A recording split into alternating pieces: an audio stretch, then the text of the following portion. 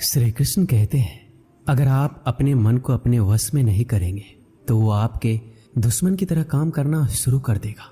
निर्माण केवल पहले से बनी चीजों का नया रूप है। कोशिश की जाए तो अपने अशांत मन को आसानी से नियंत्रित किया जा सकता है। इंसान नहीं, उसका मन किसी का दोस्त या दुश्मन होता है। जो किसी दूसरों पर शक करता है उसे किसी भी जगह पर खुशी नहीं मिल सकती। आपका निराश ना होना ही परम सुख होता है। क्रोध मूर्खता को जन्म देता है। अपवाह से अकल का नाश और अकल के नाश से इंसान का नाश होता है। सही मायने में चोर वो है जो अपने हिस्से का काम किए बिना भोजन करता है। कर्म करते जाओ, फल की चिंता मत करो। मन बहुत चंचल है जो इंसान के दिल में उथल पुथल कर देता है। यहाँ हर कोई खाली हाथ आया था और खाली हाथ इस दुनिया से जाएगा। परिवर्तन संसार का नियम है। कल जो किसी और का था आज वो तुम्हारा है, कल वो किसी और का होगा। श्री कृष्ण कहते हैं, आत्मा अमर है, इसलिए मरने की चिंता मत करो। मेरा तेरा छोटा बड़ा अपना पराया मन से मिटा दो, फिर सब तुम्हारा है और तुम सबके हो। भूत और भविष्य में नहीं, जीवन तो इस पल में है, अर्थात वर्तमान का अनुभव ही जीवन है। जो मन को नियंत्रित नहीं करते उनके लिए वह शत्रु के समान कार्य करता है। खुशियों में तो सब साथ होते हैं, असल दोस्त वही है जो दुख में साथ दे। सदैव संदेह करने वाले व्यक्ति को कभी भी सुख नहीं मिल सकता। क्रोध से भ्रम पैदा होता है, भ्रम से बुद्धि व्यग्र होती है, तब तर्क नष्ट हो जाता है। जब तर्क नष्ट होता है तब व्यक्ति का पतन हो जाता है। मन अशांत हो तो उसे नियंत्रित करना कठिन है, लेकिन अभ्यास से इसे वश में किया जा सकता है। जिसे तुम अपना समझकर मग्न हो रहे हो, बस यही प्रसन्नता तुम्हारे दुखों का कारण है। श्री कृष्ण कहते हैं, जो कोई भी जिस किसी देवता का पूजा विश्वास के साथ करने की इच्छा रखता है, मैं उसका विश्वास उसी देवता में दृढ़ कर देता हूँ। भगवान प्रत्येक वस्तु में, प्रत्येक जीव में मौजूद है। मैं ही इस सृष्टि की रचना करता हूँ, मैं ही इसका पालन पोषण करता हूँ और मैं ही इस सृष्टि का विनाश करता हूँ। मैं सभी प्राणियों को जानता हूँ, सभी के भूत भविष्य और वर्तमान को जानता हूँ, लेकिन मुझे कोई नहीं जानता। जो मुझे जिस रूप में पूजता है मैं उसी रूप में उसकी पूजा का फल देता हूँ। दुनिया में इंसान को हर चीज मिल जाती है, सिर्फ अपनी गलती ही नहीं मिलती। श्री कृष्ण कहते हैं, रास्ते कभी खत्म नहीं होते, बस लोग हिम्मत हार जाते हैं। तैरना सीखना है तो पानी में उतरना ही होगा। किनारे बैठकर कोई गोताखोर नहीं बनता।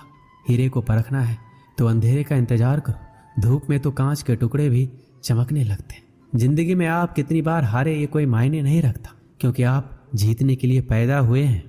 जिंदगी में कठिनाइयां आए तो उदास ना होना, क्योंकि कठिन रोल अच्छे अभिनेता को ही दिए जाते हैं। अगर अंधकार से लड़ने का संकल्प कोई कर लेता है तो एक अकेला जुगनू भी सब अंधकार हर लेता है। बारिश की बूंदें भले ही छोटी हो, लेकिन उनका लगातार बरसना बड़ी नदियों का बहाव बन जाता है। वैसे ही हमारे छोटे छोटे प्रयास भी जिंदगी में बड़ा परिवर्तन ला सकते हैं। पूरे संसार में ईश्वर ने सिर्फ मनुष्य को ही मुस्कुराने का गुण दिया है। इस गुण को खोइए मत। सफल लोग रास्ते बदलते हैं, इरादे नहीं, और असफल लोग अपने इरादे ही बदल लेते हैं।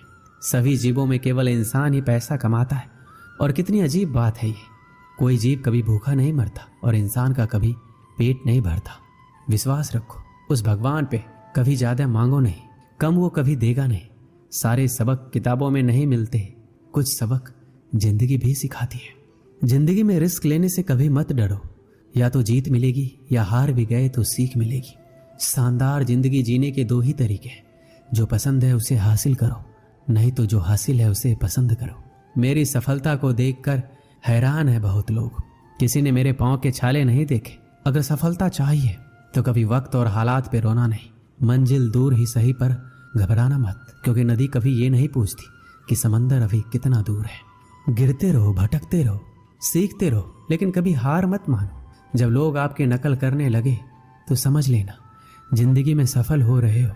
कमाओ, कमाते रहो, और तब तक कमाओ जब तक महंगी चीज सस्ती ना लगने लगे। सिर्फ खड़े होकर पानी देखने से आप नदी पार नहीं कर सकते। जितना कठिन संघर्ष होगा, जीत उतनी ही शानदार होगी। यदि लोग आपके लक्ष्य पर हंस नहीं रहे तो समझो आपका लक्ष्य बहुत छोटा है। हुनर तो सब में होता है, फर्क बस इतना होता है किसी का छिप जाता है तो किसी का छप जाता है। दूसरों को सुनने के लिए अपनी आवाज ऊंची मत कीजिए, बल्कि अपना व्यक्तित्व इतना ऊंचा बनाइए कि आपको सुनने की लोग मन्नत करें। अच्छा काम करते रहिए, चाहे लोग तारीफ करें या ना करें। पहचान से मिला काम थोड़े बहुत समय के लिए रहता है, लेकिन काम से मिली पहचान उम्र भर रहती है। जिंदगी अगर अपने हिसाब से जीनी हो तो कभी किसी के फैन मत बनो। जब गलती अपनी हो तो हमसे बड़ा कोई वकील नहीं, जब गलती दूसरों की हो तो हमसे बड़ा कोई जज नहीं।